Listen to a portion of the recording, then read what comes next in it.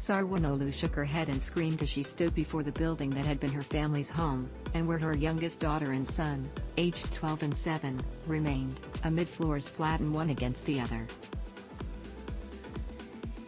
As her sister and 2 daughters strained to calm her, she pleaded with God.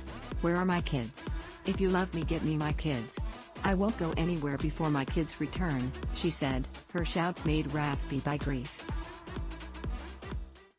"For 3 days I've been here. God, you've heard everyone but not me." She turned to a group of rescue workers standing nearby, her face rapidly shifting from sadness to rage. "Get up.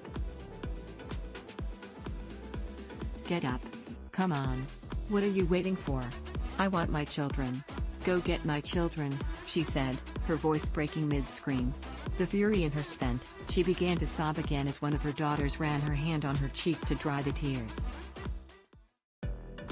Her brother, Erde Oghlu, stood behind her, shaking his head as a bulldozer rumbled toward the wreckage. "It's been 2 days and there's no space to crawl inside and see," he said.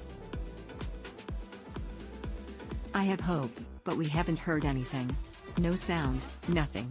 In the days since a catastrophic magnitude 7.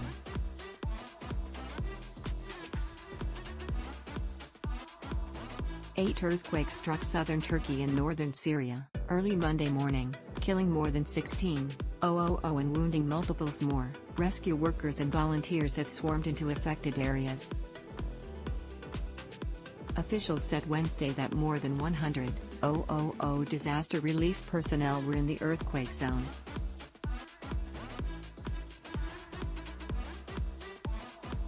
That includes Antakya, a well-appointed city in Turkey's southwest that, though at least 120 miles away from the temblor's epicenter, is one of the country's most devastated.